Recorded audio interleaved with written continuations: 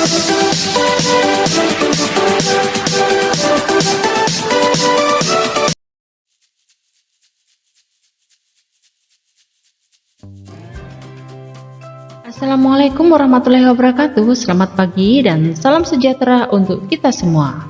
Bagaimana kabarku anak-anakku kelas 4 yang luar biasa? Bersama Bagiar Tulungagung kita berjumpa kembali dalam video pembelajaran cerdas tangkas semester 2.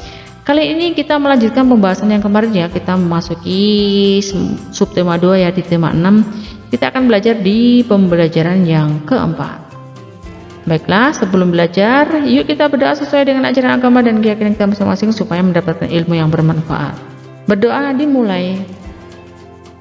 Selesai. Selanjutnya, yuk kita ikuti video ini sampai habis dan jangan di-skip.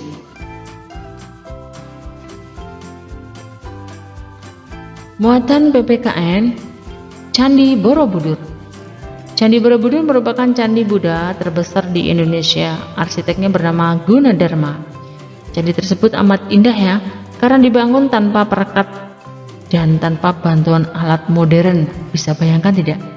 Nah, tak heran jika Candi Borobudur menjadi salah satu keajaiban dunia. Seorang arsitek juga berperan ya dalam menjaga lingkungannya. Misalnya saat bekerja sama dengan insinyur teknik sipil untuk merancang Waduk Jatiluhur. Waduk Jatiluhur adalah kolam besar tempat penyimpanan air untuk berbagai kebutuhan. Hasil karya kumpulan arsitek Indonesia ini memiliki banyak kegunaan. Di antaranya menampung dan mengalirkan air ke sebuah pembangkit listrik tenaga air, sehingga dapat menghasilkan listrik. Waduk juga bermanfaat sebagai penyedia air bersih dan irigasi yang diperlukan untuk mengairi sawah.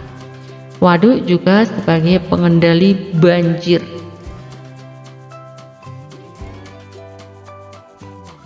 Seorang arsitek juga berperan dalam usaha mempersatukan umat beragama. Lihatlah Masjid Istiqlal ya di Jakarta, berdiri megah berdampingan dengan gereja Katedral Jakarta, tempat umat Katolik beribadah.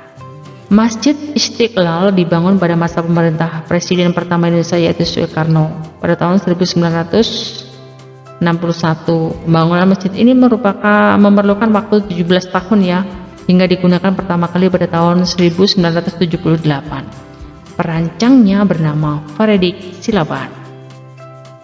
Di kegiatan 1 kalian bisa melengkapi tabel ya untuk menuliskan kehebatan seseorang, ijazah yang mendukung dan keterampilan yang diperlukan. Di sini ada profesi sebagai arsitek, pendidikannya apa, keterampilannya apa. Polisi, pendidikannya yang harus ditempuh, keterampilannya. Dokter, pendidikan dan keterampilan. Guru, pendidikannya apa, keterampilannya apa. Pilot, pendidikannya apa dan keterampilannya apa. Selamat mencoba.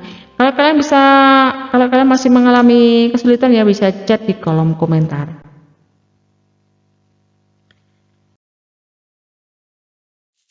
Muatan IPS, manfaat sumber daya alam di sekitar kita. Nah, di sini masyarakat memanfaatkan sumber daya alam untuk apa ya? Untuk memenuhi hidupnya melalui berbagai cara ya, Nak ya. Sumber daya berupa lahan, air, tumbuhan. Nah, itu bisa dimanfaatkan untuk berbagai kegiatan. Misalnya ada bertani dan berkebun. Sedangkan sumber daya berupa hewan ya dimanfaatkan dalam kegiatan bernelayan dan beternak. Kegiatan lain seperti perindustrian dan kerajinan merupakan kegiatan pemanfaatan sumber daya alam lanjutan setelah pertanian, perkebunan, peternakan, dan perikanan. Oleh karena itu, kamu dapat mengetahui sumber daya alam di sekitarmu dan bagaimana cara memanfaatkannya. Carilah informasi tentang sumber daya alam apa saja yang ada di daerahmu ya. Bisa kalian bekerja sama dengan orang tua ataupun teman kalian. Memasuki kegiatan ayo berlatih. Nah, di sini untuk mengasah kemampuan kalian ya. Waduk juga bermanfaat sebagai penyedia air bersih dan irigasi yang diperlukan untuk mengairi sawah. Masyarakat memanfaatkan sumber daya alam di sekitarnya untuk memenuhi kebutuhan dan hidupnya ya. Sumber daya berupa lahan, air, tumbuhan dimanfaatkan dalam bentuk kegiatan bertani dan berkebun ya. Kegiatan bernelayan dan beternak memanfaatkan sumber daya alam hewan.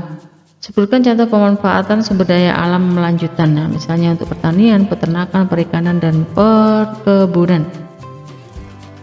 Pada muatan bahasa Indonesia di sini ada puisi, kalian bisa membacanya ya. Teruntuk sahabat, sahabat sejatiku, hadirmu membuat hatiku riang. Kau selalu ada dalam suka maupun titik-titik. Nah, ini bisa kalian isi ya, riang titik-titik, dalam suka maupun titik-titik.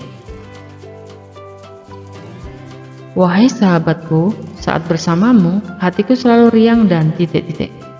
Tetaplah menjadi titik-titik sejatiku. Jangan pernah kau tinggalkan aku. Kenangan saat titik-titik akan selalu menemaniku setiap titik-titik untuk meraih titik-titik bersamamu. Nah, pada puisi tersebut, di sini ada tanggapan ya, berupa pernyataan-pernyataan.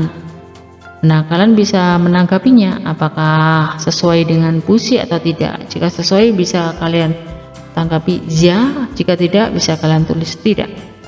Puisi ini berkisah tentang kawan yang tidak setia. Bisa kalian tulis ya atau tidak. Sahabat sejati selalu ada saat suka maupun duka. Sahabat itu cuma saat senang saja. Kenangan bersama sahabat sangatlah indah. Sahabat yang baik selalu ada setiap saat titik-titik. Mereka ingin meraih cita-cita bersama titik-titik. Nah, ini bisa kalian isi iya atau tidak. Demikian tadi ya nak ya, pembahasan materi yang bisa ibu sampaikan. Mohon maaf jika banyak kesalahan dan kekurangan baik yang disengaja maupun yang tidak disengaja. Sampai jumpa di video pembelajaran berikutnya. Ibu akhiri, wassalamualaikum warahmatullahi wabarakatuh.